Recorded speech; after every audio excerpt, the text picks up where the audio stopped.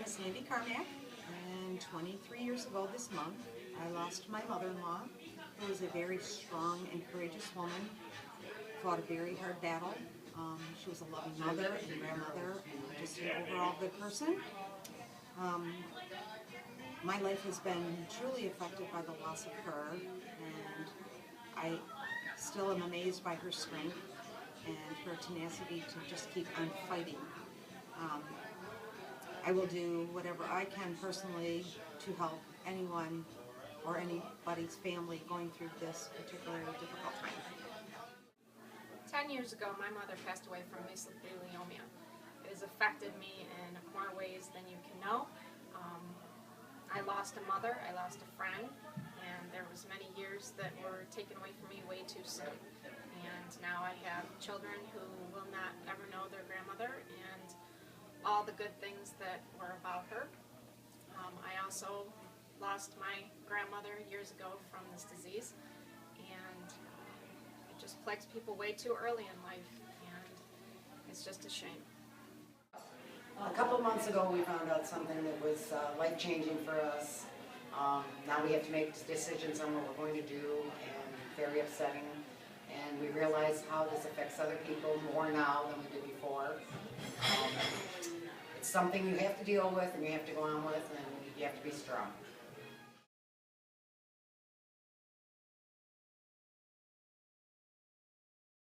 Hi, my name is Michael. For 5 years I had an extreme debilitating disease. But thanks to the very good care of the doctors over at Henry Ford, I've been in remission for over 10 years. And I really want to thank all these people for all the help that they have given me. Thank you. My name is Mitchell. I'm 18 years old, and I've been cancer-free and in remission for 10 years. When I was 8 years old, I was diagnosed with bone cancer when I was in 4th grade. When kids were going on field trips, I was stuck always going to the hospital. I always asked my mom why this had happened to me, why I couldn't have a normal childhood, and thanks to all the doctors and my parents' support, I made it through. Hi, my name is Beverly Geyer. I had Hodgkin's lymphoma cancer. I was stage 3. I went to the hospital to find out why I had these pains that weren't very severe at all. They didn't hurt all that bad. They just weren't normal. My husband and I were in the emergency room, and we were told by the doctor that I had a very large tumor. I can't say we were really devastated at first because we didn't really understand what she was talking about. Nobody in our family had cancer or friends. This was the first incident for us to have to deal with, so we were trying to figure out what exactly was the doctor talking about. Then when she explained a little bit further that this was extremely large and she didn't know how far the tumor had come, and then before you know it, all the nurses are surrounding us and trying to console us, then we were devastated. Then I could not even explain to you how we felt. They left us alone for a few minutes, and then the devastation set in, and then the questions and wondering, what do I have to do? What's this all about?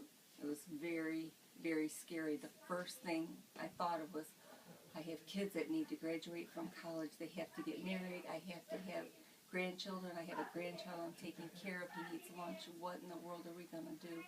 And you just lose all sense of being at the time. You just can't believe it. As I started getting my chemo treatments, I really didn't know what to expect, and I wasn't scared at all. I thought, I'm just going to do what they tell me to do, get the treatments, and I'll be cured and be home. And I didn't expect what really did happen. I wasn't afraid at all until I had a severe reaction to one of the chemo drugs, which caused my lungs to collapse.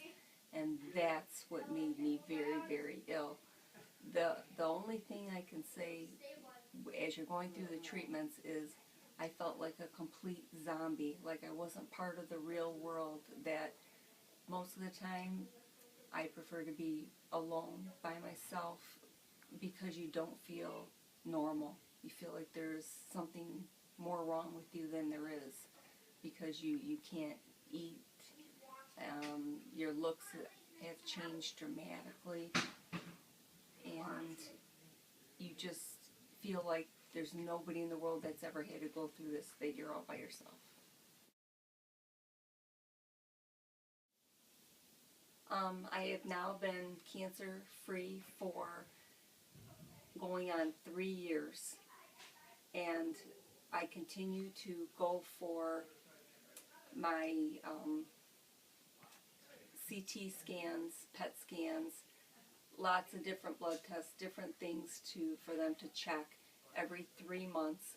And most importantly is I see the pulmonologist with lots of tests for my lungs to make sure that they stay healthy because of the damage that was done. And so far, everything keeps coming out better and better and better. The worry is probably more so now than it was even going into it, not knowing what to expect. Now that the treatments are done and our life is starting to resume back to normal, I would do it all over again because I got a second chance where a lot of people didn't get that chance. And I am extremely happy to have been able to come through all of this, and I will continue to get better every day.